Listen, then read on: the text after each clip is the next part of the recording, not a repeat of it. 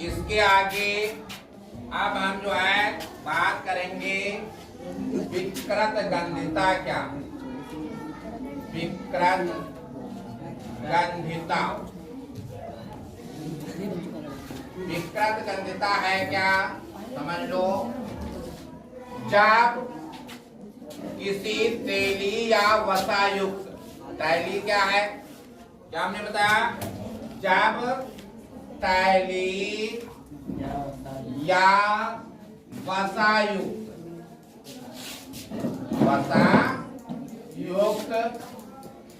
खाद्य सामग्री को, जब तैली या वसायुक्त खाद्य सामग्री को हवा में खुला छोड़ देते हैं तो वह ऑक्सीकृत हो जाती है, या जिसको हम क्या कहते हैं, उपचयित तो हो जाती है, जिसके कारण वो खाद्य सामग्री जो है क्या हो जाती है, विकृत गंधिता हो जाती है, या विकृत गंधित हो जाती है, या कह सकते हैं खराब हो जाती है। इसी क्रिया को हम विकृत गंधिता कहते हैं। फिर से समझ लो, जब तैली या वसायुक्त खाद्य पदार्थों को वायु में खुला छोड़ देने पर वो क्या हो जाते हैं, उपचयित होकर जो है विकृत गंधित हो जाते हैं, या उनमें गंध आने लगती है, या खराब हो जाते हैं। इसी क्रिया को हम क्या कहते हैं, विकृत गंधिता। क्लियर हो गया। विकृत गंधिता को रोकने के जो है निम्नलिखित उपाय हैं। कौन कौन से। नंबर 1, तुम्हारे बुक में भी लिखा होगा, जैसे पॉलीथीन की थैलियां, जिसमें से क्या करते हैं, ऑक्सीजन रहित जो है उसमें हम खाद्य पदार्थों को रखते हैं। जैसे तुम्हारे चिप्स क्या होते हैं, इसमें जो है ऑक्सीजन के अनुपस्थिति में क्या होता है, आखिरी गैस नाइट्रोजन जो है भरी जाती है, जिससे जो है ये लंबे समय तक जो है खराब नहीं होते हैं। लेकिन जैसे ये तेली या वसायुक्त पदार्थ जो है वायु की उपस्थिति में होते हैं, आते हैं, तो वायु क्या कर देती है, उपचयित कर देती है। उपचयित होने पर जो है ये क्या हो जाते हैं, धीरे धीरे इनमें गंध आने लगती है। इसी क्रिया को हम क्या कहते हैं, विकृत गंधिता। बस इस लेसन में इतना ही है, समझे। अब अगला लेसन है, अगला लेसन होगा तुम्हारा अम्ल, क्षार व लवण। सबसे पहले ये लेसन है तुम्हारा, अगला लेसन 2 होगा, पार्ट 2, अम्ल, क्षार व लवण। इसके बारे में हम बात कर लें, या इसमें क्वेश्चन आएगा। सबसे पहले निम्नलिखित पर टिप्पणी लिखिए। कौन कौन सी टिप्पणियां हैं। अम्ल क्या है, क्षार किसे कहते हैं, या लवण किसे कहते हैं। तो अम्ल, क्षार या लवण की जो है विभिन्न प्रकार के वैज्ञानिकों के अनुसार परिभाषाएं दी गई हैं। हम सबसे पहले किसके, अम्ल की जो है परिभाषा देंगे, और किस वैज्ञानिक के अनुसार, अम्ल की परिभाषा जो है,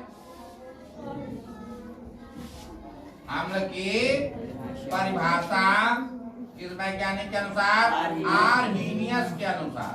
तुमको लिखना होगा ये आर्हीनियस, क्योंकि वहां पर 2 और हैं वैज्ञानिक, एक है ब्रेस्टर-लॉरी का सिद्धांत, यानी ब्रेस्टर-लॉरी के अनुसार या आर्हीनियस के अनुसार। तो तुमको लिखना होगा आर्हीनियस के अनुसार क्या है, आर्हीनियस के अनुसार परिभाषा लिखना है। क्या लिखना है, जब किसी जलीय विलयन में, जब किसी जलीय विलयन का विद्युत अपघटन करने पर क्या होता है, विलयन से क्या प्राप्त होता है, H धनायन। इसे हम क्या कहेंगे, H धनायन या hydrogen ion, hydrogen ion. Clear हो गया? फिर से समझ लो, अम्ल क्या है? आर्हेनियस के अनुसार अम्ल वह पदार्थ हैं जब किसी जलीय विलयन का विद्युत अपघटन करने पर विलयन से H धन आयन या हाइड्रोजन आयन प्राप्त होते हैं, उसे अम्ल कहते हैं। क्लियर हो गया? जैसे उदाहरण डाल सकते हो, जैसे क्या है?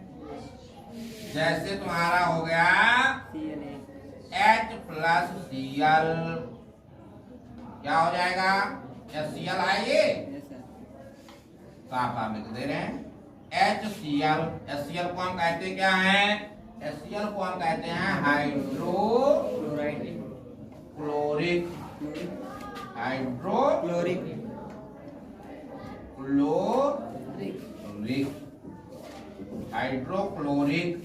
अम्ल, हाइड्रोक्लोरिक अम्ल कहते हैं। लेकिन जैसे इसको हम विद्युत अपघटन करेंगे तो ये दो भागों में टूट जाता है। कौन कौन से? H आयन प्लस और Cl माइनस, समझे? H प्लस और Cl माइनस में। क्लियर हो गया? उसी प्रकार में दूसरा है कौन सा? H2SO4, क्या कहते हैं इसको? इसका नाम है सल्फ्यूरिक अम्ल, इसका नाम यही है। जब इसका हम विद्युत अपघटन करेंगे तो क्या हमको प्राप्त हो जाएगा? 2H प्लस और SO4 माइनस। क्लियर हो गया? क्या हमने बताया था? यानी अम्ल वो होते हैं जब किसी विलयन का विद्युत अपघटन करने पर हमको क्या प्राप्त होता है? H धन आयन या हाइड्रोजन आयन, यही तो हमने बताया है। तो जब हाइड्रोजन आयन प्राप्त होता है, जैसे हमने बताया था कौन सा? हाइड्रोक्लोरिक अम्ल। हाइड्रोक्लोरिक अम्ल को जब हम विद्युत अपघटन करते हैं तो क्या होता है? H प्लस और Cl माइनस में टूट जाता है। इसी प्रकार सल्फ्यूरिक अम्ल H2SO4 H प्लस और SO4 माइनस में टूट जाता है। सब करो।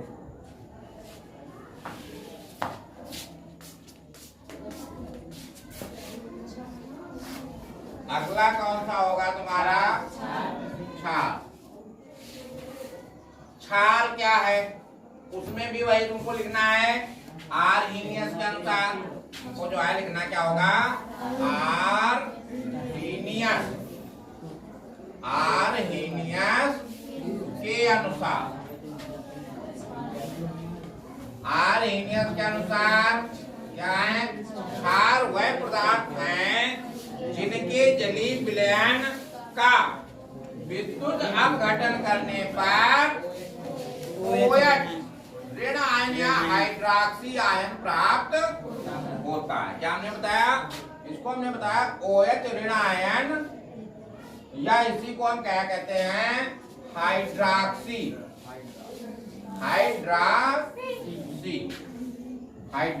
आयन। अभी हमने अम्ल में क्या बताया था? Hydrogen ion. यहां पर क्या प्राप्त होगा हमको? Hydroxy ion. क्लियर हो गया? तो क्षार आर्हेनियस के अनुसार क्षार वह पदार्थ हैं जिनका जलीय विलयन का विद्युत अपघटन करने पर OH ऋण आयन या हाइड्रॉक्सी आयन प्राप्त होते हैं, उन्हें हम क्षार कहते हैं। क्लियर हो गया? जैसे तुम्हारा है NaOH, जिसको हम क्या कहते हैं? इसको हम कहते हैं सोडियम हाइड्रोक्साइड। सोडियम हाइड्रोक्साइड, यही तो हम कहते हैं। अब इसका अगर हम विद्युत अपघटन कर रहे हैं तो क्या हो जाता है? Na plus OH minus. और ये रिवर रिएक्शन में भी रहता है। रिवर रिएक्शन में क्यों रहता है? रिवर रिएक्शन में इसलिए रहता है, अगर इसको हम ठंडा करेंगे तो पुनः ये क्या बन जाएगा? OH यानी सोडियम ही बन जाता है। उसी प्रकार तुम्हारा कौन सा है? KOH, इसको हम क्या कहते हैं?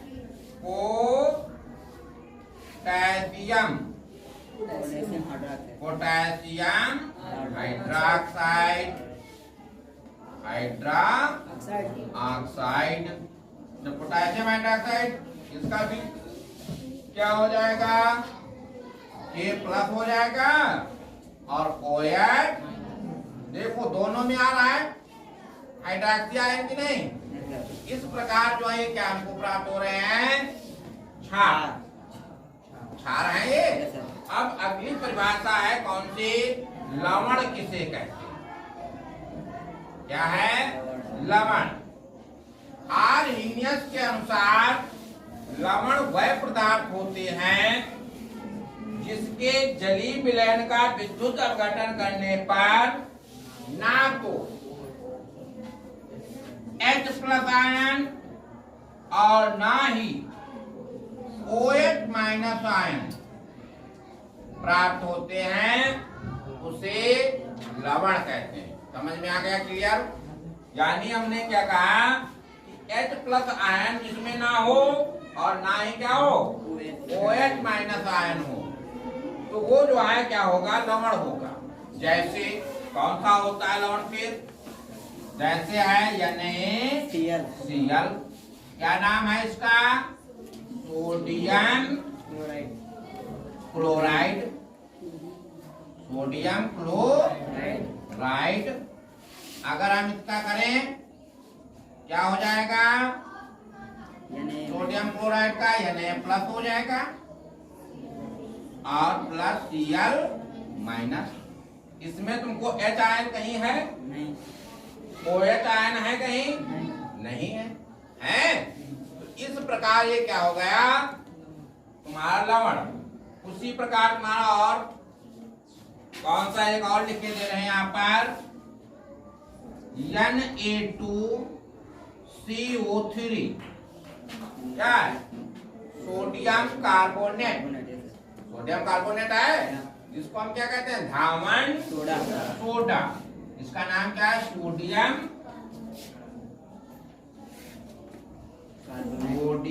कार्बोनेट।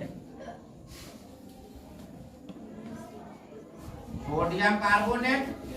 तो इसी को हम क्या कहते हैं, इसी को हम कहते हैं धावन सोडा। यही तो कहते हैं। जब हम रिएक्शन करें इसका क्रिया क्या बन जाता है, 2Na + CO3-। क्या हो गया, इसमें कहीं कुछ आया, तो ये सभी क्या है तुम्हारे, ये सभी तुम्हारे क्या हो गए, लवण। यानी लवण क्या होंगे, जिसमें H+ ना आवे और ना ही क्या आवे, OH-। तो उसे हम क्या कहते हैं, लवण कहते हैं। तो बात कल